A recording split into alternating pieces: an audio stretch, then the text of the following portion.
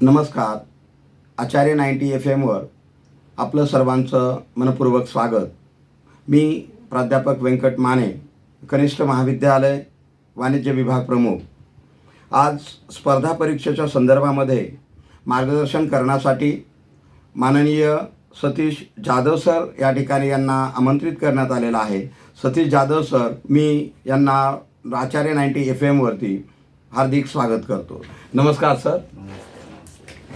Sir, Acharya 90 FM ह्या विद्यार्थ्यांच्या आणि आपल्या चॅनेलवरती आपलं सर्व स्वागत. स्पर्धा परीक्षेच्या संदर्भात बोलत असताना सतीश जाधव सर यांचा थोडक्यात मी परिचय करून देतो. Satish Jadhav sir bachelor of engineering म्हणजेच BE आहेत. राज्यशास्त्रामध्ये पदव्युत्तर पदवी आहे, ME आहेत ते. व्यावसायिक अनुभव पाहत असताना विजेता IAS अकॅडमीचे संचालक आहेत. त्याचप्रमाणे पांडुरंग सखुमाई सामाजिक शैक्षणिक संस्थेचे ट्रस्टी आहेत ते. वरिष्ठ प्राध्यापक, राज्य शासकीय करिअर संस्था मुंबई प्री IAS प्रशिक्षण केंद्र या ठिकाणी ते प्राध्यापक म्हणून काम करत आहेत. भाषा कौशल्य पाहत असताना 8 भाषामध्ये प्रावीण्य आहे त्यांचं. शिक्षणरत्न 2012ला यांना पुरस्कार मिळालेला आहे. ग्रामरत्न 2016ला पुरस्कार मिळालेला आहे. स्मयदीप 2019ला पुरस्कार मिळालेला आहे. नॅशनल एमिनेट अवॉर्ड 2024ला मिळालेला आहे सरांना. समाजभूषण पुरस्कार 2025ला मिळालेला आहे. त्याचप्रमाणे जनप्रेरणा पुरस्कार 2025ला सरांना मिळालेला आहे. विविध माध्यमातून सरांच्या मुलाखती झालेल्या आहेत. TV चॅनलवरती सरांची मुलाखत झालेली आहे. G24वरती मुलाखत झालेली आहे. जय महाराष्ट्रावरती मुलाखत झालेली आहे. सामाजिक शैक्षणिक योगदान पाहत असताना 2500पेक्षा जास्त मोफत सेमिनार सरांनी महाराष्ट्रावर घेतलेले आहेत. महिला सक्षमीकरणासाठी विशेष योगदान आहे सरांचं. वंचित व गरजू महिलांना मोफत किंवा अत्यल्प शुल्क शिक्षण देऊन त्याची उच्च प्रशासकीय पदावर निवड होण्याकरिता मार्गदर्शन सर करत असतात. महाराष्ट्रातील विद्यार्थ्यासाठी पहिली 24 आवर्स अभ्यासिका रीडिंग रूम त्यांनी विकसित केलेले आहे. आदिवासी विद्यार्थ्याकरिता विशेष मदत ते करत आहेत. झोपडपट्टी परिसरातील विद्यार्थ्यांना मोफत शिक्षण देत आहेत ते. महान समाजसेविका सिंधुताई सकपाळ यांच्या ट्रस्टला विशेष सहकार्य सर करत आहेत. 800+ विद्यार्थी कर्मचारी विजेता IAS अकॅडमीच्या मार्गदर्शनाखाली घडलेले आहेत. IAS, IPS, उपजिल्हाधिकारी, DYSP, तहसीलदार, पोलीस निरीक्षक इत्यादी विविध स्पर्धा परीक्षेमध्ये सरांचं मार्गदर्शन सुरू आहे. ज्ञान आणि शिक्षणाचा दिवा सदैव प्रज्वलित ठेवण्यासाठी सरांची बांधिलकी आहे. असे आपले आजचे सतीश जाधव सर आपल्याला लाभलेले आहेत. पुन्हा एकदा आचार्य 90 FM सतीश जाधव सरांचं मी हार्दिक स्वागत करतो. धन्यवाद सर. सर, स्पर्धा परीक्षेच्या संदर्भात आपण पाहत असताना विद्यार्थ्यांना स्पर्धा परीक्षेच्या बाबत जेव्हा आपण विचार करतो तेव्हा नेमकं स्पर्धा परीक्षा म्हणजे काय याविषयी आमच्या विद्यार्थ्याला मार्गदर्शन करा. स्पर्धा परीक्षा बऱ्याच प्रकारच्या बघायला मिळतात. जसं सामान्यतः सगळ्यांनाच माहीत आहे की ऐकलेले असतात बघा. स्टाफ सिलेक्शन कमिशन म्हणजे SSC ज्याला म्हणतो, त्याचबरोबर RRB रेल्वे रिक्रुटमेंट बोर्ड असेल किंवा MPSC असेल, UPSC असेल किंवा बँकिंग सेक्टरसाठी IBPS सारखे असेल. अशा वेगळ्या प्रकारच्या कमिशन्स आणि बोर्ड यांच्या अंतर्गत वेगळ्या परीक्षा घेतल्या जातात. अर्थात ह्या सगळ्याच स्पर्धा परीक्षा आहेत. बरं सर, मग स्पर्धा परीक्षेच्या संदर्भात आपण पाहत असताना MPSC आणि UPSC स्पर्धा परीक्षेमध्ये काय फरक असतो मुळात? MPSC means Maharashtra public service commission, okay. Maharashtra लोकसेवा आयोग, आणि UPSC म्हणजे युनियन पब्लिक सर्व्हिस कमिशन. या दोन्ही कमिशन आपल्या घटनेच्या कलम 315 अंतर्गत प्रोव्हाइड केलेले आहेत. Means whatever the things which are provided in the constitution, all those things are related or belongs to the government. As these commissions are mentioned in the constitution, means these are the government commission. जे संविधानात आहे ते सरकारी आहे. ज्या अर्थी हे दोन्ही आयोग संविधानात आहेत त्या अर्थी हे सरकारी आयोग आहे. आणि दुसरी गोष्ट म्हणजे आता UPSCचा जर विचार केला, फरक विचारला तर आपण, तर UPSC थ्रू कोणते अधिकारी निवडले जातात, तर ते मोस्टली सुपर क्लास वन, ज्यात आपण बोलतो ऐकतो की IAS officer, Indian administrative services, IPS आहे, IRS आहे, IFS आहे, बरोबर ना. असे वेगळे जवळपास 23-24 डिपार्टमेंटचे जे टॉपच्या ज्या पोस्ट असतात त्या UPSC अंतर्गत सिलेक्ट केल्या जातात. आणि MPSC अंतर्गत कसं, तर deputy collector, DYSP, tehsildar, sales tax officer, मंत्रालयातलं डेस्क ऑफिसर, असे साधारणतः क्लास वन जे काही पोस्ट आहेत त्यांची निवड MPSC करते.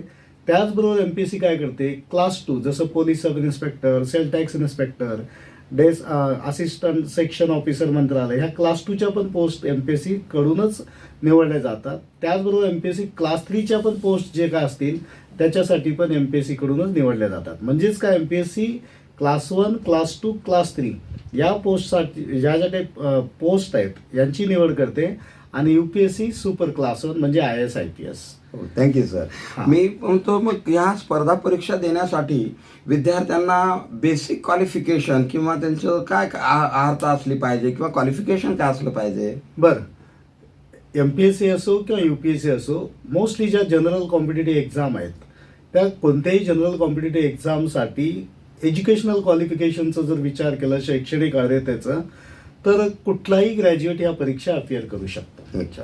म्हणजे खास आपण UPSC आणि MPSCच्या बाबतीत थोडं त्याच्यातलं जर आपण बारकाव बघितलं तर UPSCसाठी जर आपल्याला परीक्षा बसायची असेल तर त्या कॅन्डिडेटची डिग्री जी आहे ना पूर्ण झाली पाहिजे. आणि MPSCसाठी काय की तो कॅन्डिडेट लास्ट इयर, ग्रॅज्युएशनच्या लास्ट इयरला अपियर जरी असेल तरी तो ह्या परीक्षेला बसू शकतो. परंतु त्याची मेन एक्झाम जी असेल त्या मेन एक्झामच्या वेळेस त्याचं ग्रॅज्युएशनचं रिझल्ट त्याच्या हातात असलं पाहिजे. बरं. विथाऊट रिझल्ट त्याला ती परीक्षा बसता येणार नाही. म्हणजे एकंदरीत मला एकच सांगायचं आहे की MPSC असो किंवा UPSC असो, ग्रॅज्युएशन मस्ट आहे. अच्छा. Yes, सर, ह्या स्पर्धा परीक्षा देत असताना UPSC किंवा MPSC मग ते किती टप्प्यामध्ये असतात परीक्षा त्या? बरं, MPSC किंवा UPSC बघा, या ज्या परीक्षा आहेत ना या 3 टप्प्यात घेतल्या जातात. पहिला टप्पा असतो पूर्व परीक्षा, नंतर मुख्य परीक्षा, मुलाखत, प्रिलियम, मेन्स आणि इंटरव्ह्यू. या 3 टप्प्यातून जो थरो जातो तो पास होतो. या तिन्ही टप्प्याच्या बाबतीत थोडक्यात जर सांगायचं असेल अच्छा. तर पहिला टप्पा जो आहे पूर्व परीक्षेचा तो ऑब्जेक्टिव्ह इन नेचर आहे. दुसऱ्या टप्प्याची जी परीक्षा असते मुख्य परीक्षा, मेन एक्झाम, ती subjective, that is theoretical in nature आहे. आणि इंटरव्ह्यू जी आहे ती ओरल असते. आणि या तिन्ही टप्प्यात त्या कॅन्डिडेटची मानसिकता वेगळ्या पद्धतीनं चेक केली जाते. तो किती वस्तुनिष्ठ आहे, किती ऑब्जेक्टिव्ह विचार करू शकतो. आणि मेन एक्झाममध्ये तो किती जसं पूर्वमध्ये ऑब्जेक्टिव्ह विचार करू शकतो तसं मुख्य परीक्षेत किती तो त्याचे व्ह्यूज कसे मांडू शकतो. म्हणजे थेरॉटिकल एक्झाम आहे पण तिथं त्याचे व्ह्यूज चेक होतात. आणि इंटरव्ह्यू म्हणजे त्याची ओव्हरऑल पर्सनॅलिटी चेक होते. इंटरव्ह्यू म्हणजे त्याचा आतला व्ह्यू, तो आतून कसा आहे, तो त्याच्या आतला विचार काय बोलतोय, तो या प्रशासनात काय येऊ इच्छितोय, या सगळ्या गोष्टी त्या इंटरव्ह्यूमध्ये चेक होतात. म्हणजे इंटरव्ह्यूमध्ये नॉलेज चेक होत नाही, नॉलेज तर पूर्व आणि मुख्य परीक्षेतच चेक होतो. इंटरव्ह्यूमध्ये त्याचा व्ह्यू चेक होतो, आतला व्ह्यू, प्रशासनात येण्यामागचं काय गमक आहे ते चेक केलं जातं. अच्छा. व सर, पहिल्या प्रयत्नातच यशस्वी होण्यासाठी विद्यार्थ्यांनी किंवा ह्या स्पर्धकांनी अभ्यास कसा करायला आवश्यक असतो? परीक्षेत पहिल्याच प्रयत्नात जर पास व्हायचं, यशस्वी व्हायचं असेल तर 2 गोष्टीची गरज आहे. बरं. ती पहिली गोष्ट म्हणजे ऑथेंटिक बुक आपण रीड केले पाहिजे. म्हणजेच काय काय वाचू नये हे जेव्हा कळतंय तेव्हा 50% तो मुलगा पास होतो. अच्छा. म्हणजे पास व्हायचे 100% पास होण्यासाठी 50% पास कशात आहे तर काय वाचू नये त्याला कळलं पाहिजे. म्हणजेच काय, कोणते बुक त्याने ते वाचले पाहिजे हे त्याला कळलं पाहिजे तर तो 50% पास आहे.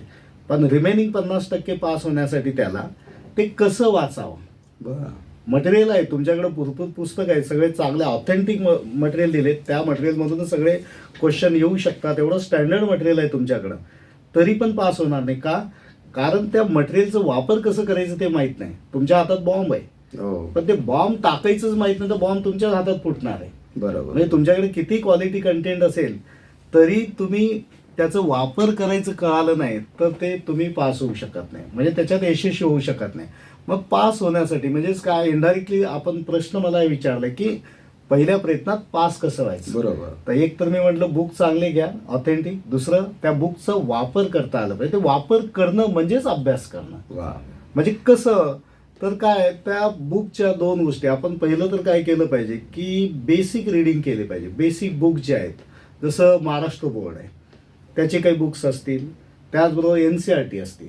NCERT आता NCERT मोस्टली UPSC साठी बोलू शकतो आपण. बरं. MPSC करत असाल तर महाराष्ट्र बोर्डची पुस्तकं तुम्ही वाचली पाहिजे, कारण ही सगळी पुस्तकं बोर्डाची आहेत म्हणजे शासनाची आहेत. आणि परीक्षा कोण घेतो? शासन. बरं. मग शासन जेव्हा क्वेश्चन सेट करतोय बरोबर, तो क्वेश्चन सेट करताना तो मटेरियल कोणतं घेणार आहे? ऑथेंटिकच त्याचंच मटेरियल घेईल ना. बरोबर. नाहीतर काय पुस्तक लिहिणारे 10 ऑथर असतात बाहेर, 10 लोकांचे 10 फॅक्ट्स बदलू शकतात, पण शासनाचं जो काही डेटा आहे तो कधी बदलत नाही. अच्छा. त्याच्यामुळं शासनाची जी काही बुक्स असतील ते मोस्टली वापरले पाहिजे. आणि त्याचबरोबर जेव्हा आपण बेसिक पुस्तकं वाचून झाल्यानंतर वाचता त्याच्या नोट्स काढल्या पाहिजे.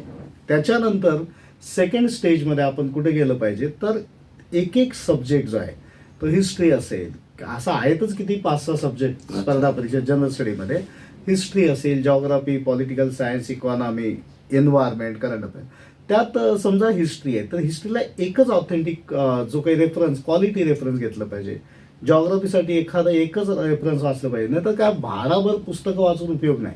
10 पुस्तकं वाचण्यापेक्षा 10 पुस्तकाचं सार असलेलं एकदम क्वालिटी कंटेंट असलेलं एक पुस्तक वाचा, ते 10 वेळेस वाचा. वा. ते फायद्याचं राहील. म्हणजेच काय बेसिक वाचलं, त्याच्यानंतर रेफरन्स वाचलं, त्या दोन्हीच्या नोट्स काढल्या. बेसिक प्लस रेफरन्स नोट्स काढल्यानंतर काढलेली जी नोट्स आहे तुम्ही पुन्हा एकदा वाचा. पुन्हा एकदा वाचायचा अर्थ असं नाही की ते पुन्हा पुन्हा वाचा, कारण बरीच लोक 10 वेळेस रिव्हिजन मारतो, 8 वेळेस रिव्हिजन मारलं सर तरी पास झालं नाही म्हणतो. पण ते तुम्ही 10 वेळेस रिव्हिजन करताना स्पर्धा परीक्षेत तशा रिव्हिजन काही मान्य नाही आहेत. स्पर्धा परीक्षेचा एक जो म्हणतो ना एक अप्रोच वेगळा असतो क्वेश्चनचा. तो अप्रोच कसा आहे की डे टू डे लाईफमध्ये ज्या हॅपनिंग थिंग्स आहेत, ज्याला आपण चालू घडामोडी म्हणतो, ज्या बातम्या म्हणतो, त्या बातम्याचं म्हणजे बाहेरच्या घटनेचा वेध आपल्या परीक्षेच्या प्रश्नात बघायला मिळतो. म्हणजेच काय, ही परीक्षा लाईव्ह आहे, ही परीक्षा करंट अफेअर बेस्ड आहे. म्हणजे मी काय बोललो आता की बेसिक आणि रेफरन्स वाचलं हे युनिव्हर्सिटी टाईप अभ्यास झाला, पण त्याच्यानंतर अप्लिकेशन द्यायचं त्या बेसिक आणि रेफरन्स बुकचं. मग ते जे काही अप्लिकेशन आहे ते करंटला घेऊन द्यायचं आहे. म्हणजे आता फॉर एक्झाम्पल एखादी घटना, आता रशिया आणि युक्रेनचं वार चाललंय, मग रशिया युक्रेनचं वार चालू आहे, मग ह्या वारचं आणि आपल्या MPSCचं किंवा UPSCचं कसा संबंध येऊ शकतो? तुम्ही जरा समजा एखादं भूगोल वाचताय, वर्ल्ड जॉग्राफी वाचताय, त्यात रिव्हर सिस्टीम वाचताय, जगभरातल्या इतक्या नद्या आहेत, मग एवढ्या म्हणजे प्रत्येक खंडाच्या नद्या आहेत. आता त्या नद्या सांगत गेलं तरी इंटरव्ह्यू इथं संपून जाईल. मग त्याच्याऐवजी आपण त्या नद्या तर आपण इमाने इतबारे बेसिकमध्ये वाचलंय, रेफरन्समध्ये वाचलंय, त्याच्या नोट्स काढल्या, त्याचं रिव्हिजन केलं, मग याच्यानंतर थांबलं पाहिजे आपण. मग त्या नद्या प्रश्न काय तर बाहेरची घटना काय सांगते, रशिया युक्रेन, मग ती न्यूज आहे. मग त्यावेळेस आपण हे बघितलं पाहिजे की रशिया आणि युक्रेनच्या मध्ये कोणत्या नद्या आहेत. तर समजा तिथली वोल्गा नदी आहे, बरोबर, वोल्गा आहे, ओब आहे, NAC आहे, लेना आहे, डॉन आहे, डॅनिस्टर आहे, डॅनिपर. या 4-5 नद्या, डॉन, डॅनिस्टर, डॅनिपर, होल्गा, ह्या 4 नद्या आपण ज्या काही नोट्स काढलेल्या आहेत त्या काढलेल्या नोट्समधल्या नद्या तिथं टिक करा. आणि ह्याच नद्या आपण रिवाईज करून जायला पाहिजे, कारण परीक्षेला प्रश्न काय येणार आहे, जी काय बाहेरची घटना होती त्या घटनेचा आपल्या भूगोलात तिथं टच होतो. हेच जर आपण रशिया युक्रेन घेतलं तर आपण इतिहासात गेलं तर रशियन राज्यक्रांतीवर थेट प्रश्न येईल. अच्छा. म्हणजे लेनिन काय, स्टॅलिन काय, यांच्यावर तो डायरेक्ट प्रश्न येऊ शकतो. म्हणजेच मला हे सांगायचं, गेल्या 10 वर्षाच्या प्रश्नपत्रिका काढा आणि भविष्यातल्या 10 वर्षाच्या प्रश्नपत्रिका काढा. Sorry sir. बरं, याच्यात मग आपण बोलायचं, मला काय बोलायचं आहे की गेल्या 10 वर्षाच्या प्रश्नपत्रिका काढा आणि पुढच्या भविष्यात पण 10 वर्षाच्या प्रश्नपत्रिका काढा. मी जे बोलतो त्याच फॉर्मॅटमध्ये MPSC असेल आणि त्याच फॉर्मॅटमध्ये UPSC असेल, त्याच्यात बदल होणार नाही. का? कारण हे जे मी बोलतोय ना, हा जो पार्ट आहे ना तो करंटशी निगडीत आहे. आणि करंट म्हणजे दरवर्षीच्या घटना बदलतात, त्या घटनेवर त्या दरवर्षीचे पेपर तयार होतात. म्हणून कोणताही विद्यार्थी मागच्या प्रश्न PYQ वगैरे सोडवतो वगैरे ठीक आहे, पण तेच प्रश्न येतील असं नाही. यावर्षीची जी घटना घडते त्या घटनेचा संबंध तुमच्या इतिहासावर लावा, तुमच्या भूगोलाला लावा, तुमच्या राज्यशास्त्राला लावा, ह्या सगळे जे काही विषय आहेत, मी बोलणारच आहे ते विषय कोणते असतील पुढे ते. मग त्या विषयाशी तुम्ही कनेक्ट केलं तर मग ह्याला मी म्हणतो जे काही विषय म्हटलं बेसिक आणि रेफरन्स, त्याला मी डेड मटेरियल बोलतो. ह्या डेड मटेरियलचं करंट अफेअर्सशी को रिलेट करणं हे डेलीचं करत गेलं तर तो मुलगा 80-85% पेपर प्रेडिक्ट करतो. आणि हे प्रेडिक्शन ज्याला जमलं तो पहिल्या प्रयत्नात पास होतो. जरी तुम्ही किती वाचलं, 10 वेळेस जरी वाचलं तरी तुम्ही पास व्हायची शक्यता नाहीये. पण पास होण्यासाठी काय लागतंय, पेपर सेटरच्या डोक्यात जे चक्र चाललंय ते चक्र भेदायचं ज्याला कळतंय तो पास होतो. तो BA असो, BCom असो, BSc असो, कोणताही मुलगा ही परीक्षा पास होऊ शकतो. तर थोडक्यात ह्या MPSC UPSCचा सिलेबस कसा असतो याविषयी माहिती द्याल का? सर, MPSC आणि UPSCचं सिलेबस सांगितलं तर कसं आहे, ही 3 स्टेजची एक्झाम आहे, पूर्व, मुख्य आणि मुलाखत. आता पूर्व आणि मुख्य हे 2च मेन आहेत, म्हणजे मुलाखत तर ओरली चालणार आहे. तर पूर्व परीक्षेत कसं आहे की 2 पेपर असतात, एक जनरल स्टडीचा पेपर असतो आणि दुसरा CSATचा पेपर असतो. तर जनरल स्टडी म्हणजे काय, GS ज्याला सामान्य अध्ययन म्हणतो. त्या सामान्य अध्ययनात काय येणार आहे, history, geography, polity, economy, science, environment आणि करंट अफेअर, म्हणजे इतिहास, भूगोल, राज्यघटना, अर्थव्यवस्था, विज्ञान, तंत्रज्ञान आणि चालू घडामोडी. हे जे 100 प्रश्न असतात, 100 प्रश्न, एक प्रश्न 2 मार्काचा, म्हणजे 200 मार्काचा हा जनरल स्टडीजचा पूर्व परीक्षेचा पेपर झाला.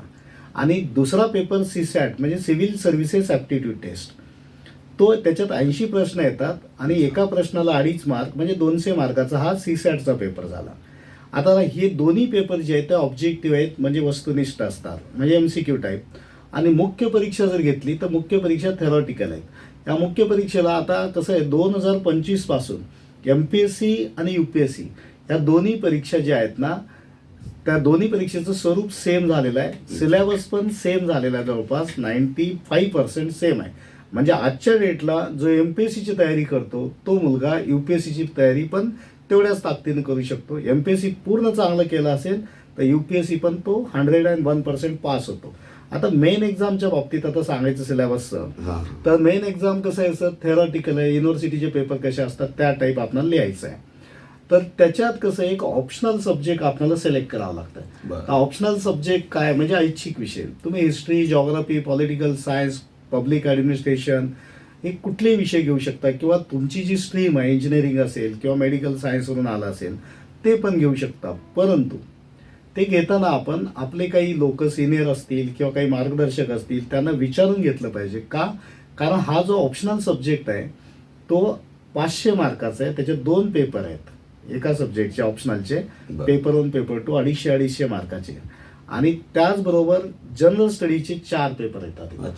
म्हणजे पहिलं पूर्व परीक्षेला GS जे म्हटलं ते 200 मार्काचं आहे, त्याच्यात history, geography, polity, economy, science सगळं मिक्स आहे, त्याच्यावर ते 100 प्रश्न आहेत. पण मुख्य परीक्षेचा GS जो आहे तो 1000 मार्काचा आहे, त्याच्यात 4 पेपर आहेत. पहिला पेपर हिस्ट्री जॉग्राफीवर 250 मार्क, दुसरा पेपर पॉलिटिकल सायन्सला 250 मार्क, तिसरा पेपर सायन्स आणि इकॉनॉमीवर 250 मार्क आणि चौथा पेपर एथिक्स आहे. म्हणजे जे पूर्व परीक्षेचं GS आहे तेच सब्जेक्ट मेन एक्झामला येणार आहेत, पण पूर्व परीक्षेला टिक मार्क करायचं आहे आणि मुख्य परीक्षेला लिहायचं आहे. आणि डिस्क्रिप्टिव्ह आणि ऑब्जेक्टिव्ह अशा पद्धतीचा फरक आहे. आणि त्याच्यानंतर अजून एक येतोय सर, एसे नावाचा पेपर, म्हणजे निबंध, तो 250 मार्काचा आहे. म्हणजे मला एकंदरीत सांगायचं आहे की ऑप्शनल 500, GS 1000 आणि एसे 250 असे जवळपास 1750 मार्काची मुख्य परीक्षा आहे. तिथं लँग्वेजचे पण पेपर असतात 2, मराठी आणि इंग्लिश. म्हणजे इंग्लिश कंपल्सरी आहे आणि रिजनल लँग्वेज मधली कुठली एक तुम्ही घेऊ शकता आपल्या संविधानात दिलेल्यापैकी. पण त्या क्वालिफाईंग आहेत, त्याचे काही मार्क्स कन्सिडर केले जात नाहीत. म्हणजे 1750 ही फायनल ती मेन एक्झामचं टोटल मार्क आहे आणि इंटरव्ह्यूचे जे मार्क आहे ते 275. आणि परीक्षेत कसं असतंय की मुख्य परीक्षा आणि मुलाखत या 2 परीक्षेचे मार्क मिळून मेरिट काढले जातात. म्हणजे मुख्य परीक्षेचे 1750 आणि मुलाखतीचे 275, म्हणजे किती झाले 2025, 2025 मार्क टोटल असतात. Out of 2025 what ever you score, depend on that score you will get any 1 post. जेवढी काही तुमचे मार्क आहेत 2025 पैकी समजा 1000 येतील, 1100 येतील, 1200 मार्क येतील, बरोबर, किंवा 900 येतील, त्याच्यावरती पोस्ट असेल. परंतु काय, ती जी काही मेरिट ठरवली जाते ते नंबर ऑफ पोस्टवरून ठरवली जाते. बरं. आणि मोस्टली सर एमपीएससी किंवा युपीएससीची जी मेरिट आहे किंवा जो कट ऑफ आहे जनरल कॅन्डिडेटचा तो 50% पुढे जात नाही. बरोबर. म्हणजे 50% पुढे कट ऑफ जात नाही. किंवा ओबीसी एससी एसटी असेल त्या कॅटेगरीचा कट ऑफ तर त्याच्यापेक्षा खूप खोल असतो. आणि मी काय बोललो, माझ्या पद्धतीने गेलं तुम्ही 80-85% पेपर प्रेडिक्ट करता. वा. म्हणजे तुमचं प्रेडिक्शन 30-35% जरी चुकलं तरी टॉप 10 मध्ये तुम्ही असू शकता. Very good. आणि हे कुठं कोणत्या युट्यूबवर किंवा कुठल्या पुस्तकात लिहिलेलं नाही. याच्यासाठी सर माझ्या 20 वर्षाची मेहनत आहे. अच्छा. आम्ही त्याच्यामुळे हे बोलू शकतो की गेल्या 10 वर्षाचे पेपर काढा, या वर्षीचं काढा, पुढच्या 10 वर्षात काढा, बर. तेच तुम्हाला बघायला मिळेल. कारण तिथं कॉपी चालत नाही, तिथं घटना बघता, त्या घटनेचा वेध घेतला जातो. आणि जो सातत्यपूर्ण जो अभ्यास करतो त्याला ही परीक्षा पहिल्या प्रयत्नात पास पण होता येते. सर, साधारणतः कोचिंग क्लासेस आपण पाहतो आहोत ह्या स्पर्धा परीक्षा घेणारे, तर हे कोचिंग क्लासेस लावण्याशिवाय आपण स्पर्धा परीक्षा क्लिअर करू शकतो का? हा प्रश्न खूप महत्वाचा आहे सर. हा प्रश्न फक्त त्या विद्यार्थ्यासाठीच नाही, तर हा प्रश्न पालकासाठी पण खूप महत्वाचा आहे. बर. कसं आहे, कोचिंग क्लासेस शिवाय ही परीक्षा पास होऊ शकता का? तर 101% तुम्ही विदाऊट कोचिंग क्लास ही परीक्षा पास होऊ शकता. कारण हे जग तुमच्या मुठीत आहे. बर. कारण मोबाईलमध्ये असं जगातली कोणती परीक्षा नाही की तुमचं मोबाईल पास करून देऊ शकत नाही. परंतु काय सर, हे माहितीचं युग आहे. एवढी माहिती आहे, पण त्याच्यातली कुठली माहिती महत्वाची आहे हे आपल्याला लवकर वेचता येत नाही. बरोबर. आणि त्याच्यामुळं काय होतं की तुम्हाला वेळ जाईल. विदाऊट क्लास तुम्ही परीक्षेची तयारी करताय, तुम्ही पास होणार, पण तुम्हाला वेळ जाईल. तुम्हाला वेळ द्यावा लागेल. 1 वर्ष 2 वर्ष, डिपेंड तुम्ही कसं ग्रास्प करताय, तुम्ही कसं त्याच्या स्वतःला टॅकल करताय त्याच्यावर. परंतु तुमची जर ती मानसिकता आहे, तुमची जर तसं मनाची मनस्थिती आहे की आम्ही वेळ देऊ शकतो, मी 1 नाही 10 वर्ष थांबेन पण मी ही परीक्षा स्वतः करेन, तुम्ही करू शकता. पण या फास्ट लाईफमध्ये एवढं जीवन एवढं फास्ट आहे आताचं, तर या धावत्या युगात तुम्ही एवढं 2-4 वर्ष देऊ शकता का एका स्पर्धा परीक्षेसाठी? नाही. नक्की नक्की. मग त्याच्यासाठी जर आपणाला कमी वेळेत जायचं असेल तर आपल्याला गाईड पाहिजे सर. म्हणजे गायडन्स पाहिजे. तो गायडन्स कुठं? तुमच्या जवळचे कोण सिनियर असतील किंवा कोण शिक्षक असतील किंवा या क्षेत्रातून कोण गेला असेल किंवा जवळच कोचिंग क्लास असेल तर करू शकता. का सांगतो सर, गाईड का गरजेचं आहे? बरोबर. लवकर पुढे जायचं असेल तर गाईड पाहिजे. बघा, आपण महाभारत बघतो. आता महाभारतामध्ये अर्जुन युद्धभूमीवर असताना मानसिकदृष्ट्या त्यांचं खच्चीकरण झालं होतं. मग तो लढायला तयार नाही, कारण समोर त्याच्या कोण आहेत, सगळे भावकी नातेवाईक जवळचेच आहेत. मग तो इमोशनली तो डाऊन झाला होता. पण त्या अर्जुनाला ती लढाईची उमेद कोण दिली? श्रीकृष्णाने. मग तिथं गाईड असतो सर. आज बघा तुम्ही, आपण क्रिकेटचा देव सचिन तेंडुलकर म्हणतो, पण तेंडुलकरना घडवणारे आचरेकर ठीक आहेत, कोच आहेतच, पण त्याचबरोबर कारण जेव्हा स्पर्धा खूप मोठी असते ना सर, तर कंटिन्युअस तुम्हाला गाईडची गरज असते. कसं सांगतो, तेंडुलकर जरी क्रिकेटचा भगवान असेल तरी तेंडुलकरच्या शेवटच्या मॅच पर्यंत त्यांना कोच होते. बर बर. म्हणजे विक्रमादित्य, क्रिकेट क्षेत्रातला विक्रमादित्याला पण कोचची गरज लागते लास्ट पर्यंत, कारण त्यांच्या चुका काय ते दाखवण्यासाठी. आता कोचिंग क्लासेसचं काम काय? तर आपण प्रश्न केले की कोचिंग क्लासची भूमिका कसली असली पाहिजे. कसं आहे सर, कोचिंग बघा आजच्या डेटला काय झालंय की ऍडमिशन करण्यासाठी कोचिंग क्लास काही करू शकतात, कुठल्याही थराला जातात, पाहिजे तेवढे ऍडव्हर्टाईज करणं. आणि त्यांना जेव्हा काउन्सिलिंगला बोलवतात तेव्हा त्यांना अर्ध्या तासात तहसीलदार कलेक्टर बनवून टाकतात. पण तसं होत नाही, मोटिवेशनल देतात. पण हे मोटिवेशनची एक्झाम नाहीये, हा गैरसमज आहे. मोटिवेशन तुम्हाला तात्पुरतं कुठलंही काम स्टार्ट करण्यासाठी ठीक आहे, पण त्या कामात सातत्य ठेवण्यासाठी सेल्फ मोटिवेटेड पाहिजे, स्वयंप्रेरित व्हायला पाहिजे. जोपर्यंत माणूस स्वयंप्रेरित होत नाही तोपर्यंत कुठल्याच क्षेत्रात किंवा कुठलंही ध्येय तो गाठू शकत नाही. म्हणजे काय तात्पुरतं, म्हणजे मोटिवेशन किंवा क्लास म्हणजे कसं, ते हवा घालून फुगवल्यासारखं आहे, म्हणजे फुगा फुगवल्यासारखं आहे. पण त्या फुग्यातली हवा कधी ऑटोमॅटिक नंतर निघते. पण ती निघायची नसेल तर तो स्वतः फुग्यातच सेल्फ मोटिवेशन, स्पर्धा परीक्षेमध्ये सेल्फ मोटिवेशन असणं अतिशय गरजेचं आहे. आता मी सर आणखीन एक मला भूमिका अच्छा अच्छा. तर कोचिंग क्लासची भूमिका काय पाहिजे की एखादा विद्यार्थी आपल्याकडे पैसा देतो, पैसा बरोबर तो त्याचा वेळ देतो, कारण सगळं मिळेल पण वेळ, गेलेली वेळ पुन्हा मिळत. बरोबर. जर तो विद्यार्थी आपल्याबरोबर ट्रस्ट करून वेळ आणि पैसा टाकतोय तर का, तर आपल्यावर विश्वास म्हणून. तर आपलं काम काय ते आपण त्याच्यासाठी आपण एक गुरुस्थानी आहोत, आपण एक मेंटर आहोत, आपण त्याला एक रस्ता दाखवणार आहे. मग रस्ता दाखवणं म्हणजे काय, त्या विद्यार्थ्याच्या चुका दाखवता आलं पाहिजे, अच्छा. रेग्युलर त्या विद्यार्थ्याचं फॉलोअप घेतला पाहिजे, तो काय वाचतो, कोणतं ऑथेंटिक बुक वाचतोय की नाही ते सांगितलं पाहिजे, तो नोट्स कसं काढतोय ते बघितलं पाहिजे, काढलेल्या नोट्स बरोबर आहेत की नाही, त्याच्यात काही करेक्शन आहेत का, ते करेक्शन त्याला करून दिलं पाहिजे, टार्गेट दिलं पाहिजे 15 दिवसाचं, महिन्याचं, 6 महिन्याचं, वर्षाचं. मग तो मुलगा काय राहतो, मग कंटिन्युअस एंगेज राहतो. अच्छा. आणि त्याला त्याचं जे काम आहे त्याच्या समोर असल्यामुळं टाइमपास करायचं किंवा त्याला वेळ वाया जाणार नाही त्याचं. बर. आणि कोचिंग क्लासची सगळ्यात मेन जबाबदारी आहे की त्याचं फॉलोअप घेणं. बरं. फक्त लेक्चर देऊन निघून जाणं, सिलेबस संपवणं म्हणजे नाहीये. अच्छा. तर तो विद्यार्थी स्वतः पण वाचेल ना घरी बसून. बरोबर आहे. मग ते जर तो स्वतः घरी बसून वाचू शकतो तर क्लासला कशाला येईल. क्लासला काय येतो, ते त्याला जे कळत नाही, तिथं ज्या गोष्टी तो चूक करतोय त्या चुका सुधारण्यासाठी क्लासला येतो. आणि त्या चुका जर आपण नाही सुधारल्या बर. तर त्याला त्या क्लासचा काही फायदा होत नाही. क्लासची भूमिका आहे त्याच्या चुका दाखवणं. आणि चुका किती असतात, 2-4 चुका असतात. कोणतं बेसिक चांगलं ऑथेंटिक बुक कोणतं वाचणं, नोट्स कशा काढणं, कोणते सब्जेक्ट प्रायोरिटी बेस घेणं, स्टार्ट कुठून करणं आणि एंड कुठून करणं, टेस्ट कसं घेणं, या सगळ्या गोष्टी. म्हणजे मार्गदर्शक आवश्यक आहे असं आपल्याला म्हणायचं. मार्गदर्शक स्पर्धा आवश्यक आहे सर. पण आजकाल तुम्ही तुमच्या सेल्फ स्टडी सुद्धा. करून पण होऊ शकता, बरोबर. पण थोडं वेळ जाते कारण बरोबर. काय, कॉम्पिटिशन खूप वाढलेलं आहे. सर, विविध आपण म्हटलात पहिल्या वेळेला की विविध स्पर्धा परीक्षा आहेत. मग MPSC आहे, UPSC आहे, बँकिंग आहे, स्टाफ सिलेक्शन आहे. मग ह्या एका सगळ्या स्पर्धा परीक्षेची तयारी एकदाच करणं योग्य आहे का, किंवा कितपत योग्य आहे ते? बरं, तर प्रश्न असं बघितलं तर खूप सुंदर आहे सर प्रश्न. हां. कारण काय, MPSC किंवा UPSC ह्या ज्या काही परीक्षा आहेत, या परीक्षा जर बघितलं, यांच्या ज्या पोस्ट सीट्स जर बघितले खूप कमी असतात. आता MPSC राज्यसेवा असेल तर 1500 जागा असतील. बरं. त्याचबरोबर क्लास 2 असेल तर तिथं 1500 असतील, क्लास 3 असेल तर 1500-1000 असतील. मग एवढं महाराष्ट्र, एवढं 3-4 लाख मुलं जर त्या एका परीक्षेत लढतायत आणि 2-3 हजारासाठी लढतायत, मग हे कसं एक अन्यायकारक आहे विद्यार्थ्यासाठी. बरं. त्याचबरोबर UPSCला पण तीच परिस्थिती आहे. लाखो लोक बसायचे आणि शेकड्यामध्ये जागा असायच्या.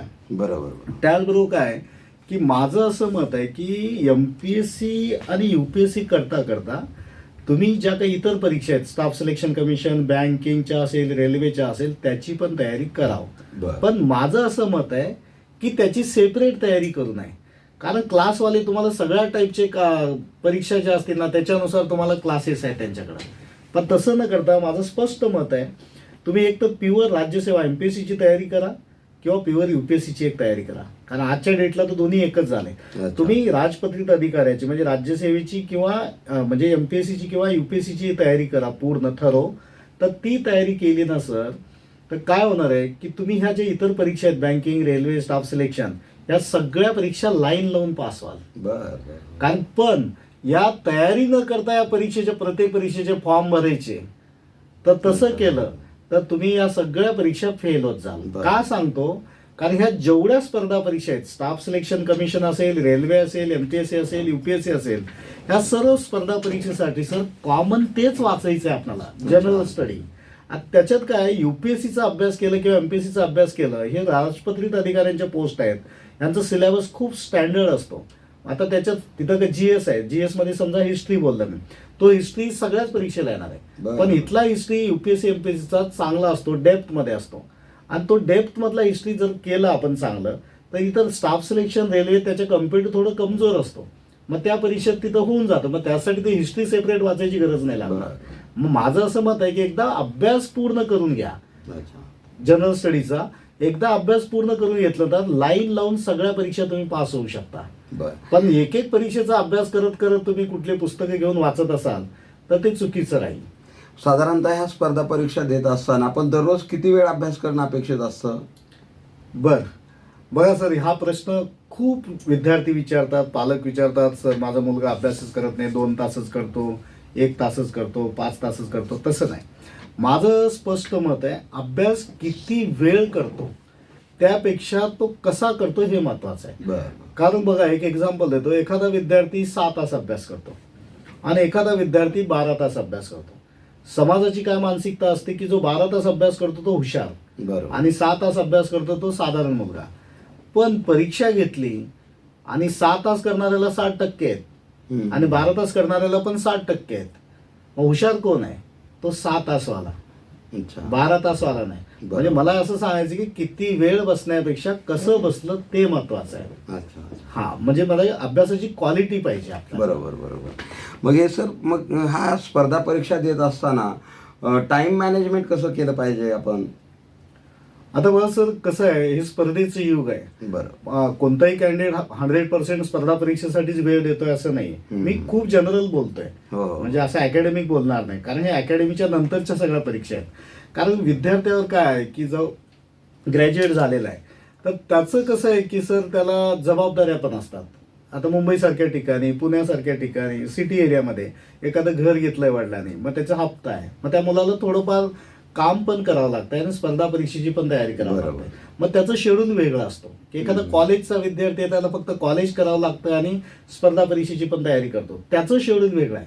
म्हणजे मला हे सांगायचं आहे की इतर लोक कसे अभ्यास करतायत, कोणत्या टाईममध्ये करतायत तो भाग नाही. तुमचं शेड्यूल काय, तुमच्या वेळा कशा आहेत, तुम्हाला कोणत्या वेळा मिळत आहेत त्याच्यानुसार त्याचं शेड्यूल ठरलं पाहिजे.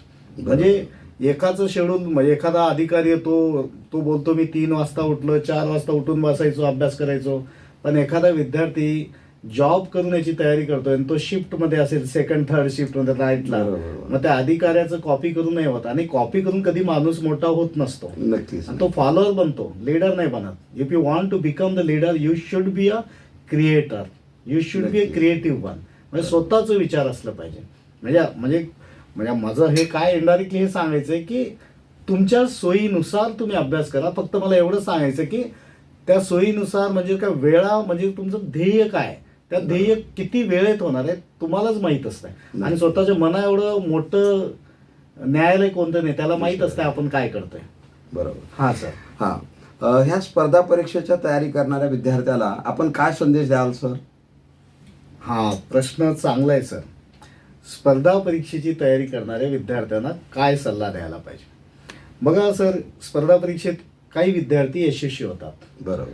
आता यशस्वी होणाऱ्या विद्यार्थ्यांना मी हे सल्ला देईन की तुम्ही प्रशासक बनणार आहात, तुमच्या हातात एक पॉवर, अधिकार येते. त्या अधिकाराचं एक जे पीडित आहेत, जे अन्यायग्रस्त झालेले आहेत, त्या लोकांना न्याय देण्यासाठी तुमच्या अधिकाराचा वापर करा. बरोबर. प्रशासनात जाण्याच्या आधी मुलांची मानसिकता वेगळी आणि प्रशासनात गेल्यानंतरची पण मानसिकता वेगळी असते. त्याची कारणे बरेच आहेत, त्या सिस्टीममधले कारण असेल किंवा त्याचे मानसिकतेतले पण कारण असतील. पण ही गोष्ट आहे, जर यशस्वी झालं, जर अपयशी झालं एमपीएससी, यूपीएससी किंवा स्पर्धा परीक्षेची तयारी करताना, हे कुठंच लॉस नाही आहे. बरोबर. कारण अपयशी झालेला विद्यार्थी म्हणजे फक्त परीक्षेत अपयशी झालाय, पण या परीक्षेची तो प्रामाणिकपणे तयारी करताना तो इतिहास पूर्ण वाचतो, भारताचा, जगाचा, सगळं भूगोल पूर्ण वाचतो, त्याला अर्थव्यवस्था कळते, त्याला त्याचे अधिकार, राज्यघटना कळते. बरोबर. आणि त्याला म्हणजे विज्ञान कळतंय, तंत्रज्ञान कळतं, त्याला ज्या जगभरातल्या आपल्या जवळून बाहेर म्हणजे प्रादेशिक, नॅशनल आणि इंटरनॅशनल, म्हणजे रिजनल, नॅशनल आणि इंटरनॅशनल लेवलच्या ज्या काही घटना घडत आहेत त्या पण प्रत्येक सेक्टरच्या घटनेशी तो अवगत झालेला आहे. बरोबर. त्याचं एक असा एक माइंडसेट तयार झालेला आहे, तो एक असा माणूस होतो तयार की तो पूर्ण ऑलराऊंडर होतो. समाजात त्याला कोणी वेड्यात काढू शकत नाही. म्हणजे स्पर्धा परीक्षेत यशस्वी न झालं म्हणजे त्या मुलाचं लॉस होत नाही, पण तो एक चांगला नागरिक म्हणून समाजात पुढे येतो आणि त्याचा इन्फ्लुअन्स कमीत कमी 10-20 लोकांवर होतो, तर 10-20 लोकांना शानं बनवतो. हे झालंय अपयश आल्यानंतर. पण मी अपयश आल्यानंतर कोण तयारी करतोय आणि तो फेल होतोय 1-2 वेळेस, पण तिथं घाबरायची गरज नाही आहे. तर त्याला मी एक चांगला संदेश हेच देऊ शकतो, अडला असशील हजारदा, अडला असशील हजारदा, पडला असशील हजारदा, पराभवाच्या भयान रात्री रडला असशील हजारदा. अरे झाले गेले आता विसर, मूठ आवर, अश्रू आवर, लक्षावरती रोक नजर आणि एक प्रयत्न अजून कर, एक प्रयत्न अजून कर. हाच मी सल्ला देऊ शकतो. धन्यवाद सर. Okay sir. आचार्य 90 FM मध्ये आपण येऊन विद्यार्थ्यांना मार्गदर्शन केलात त्याबद्दल आपलं मनपूर्वक आभार व्यक्त करतो. विद्यार्थ्यांनो, स्पर्धा परीक्षेच्या माध्यमातून आपण पाहत असताना सतीश जाधव सर या ठिकाणी आपल्याला मार्गदर्शन केलेले आहेत. स्पर्धा परीक्षा हे आपल्या जीवनाचं ध्येय बनवून आपण अभ्यासाला लागणं गरजेचं आहे आणि त्या दृष्टीनं आपण प्रयत्न करावं हा सरांच्या वतीनं मीही आपल्याला संदेश देतो. आणि आचार्य FM आपण नेहमी बघा याबद्दल आपल्याला सर्वांचं अभिनंदन करतो, स्वागत करतो. धन्यवाद. ओके, धन्यवाद.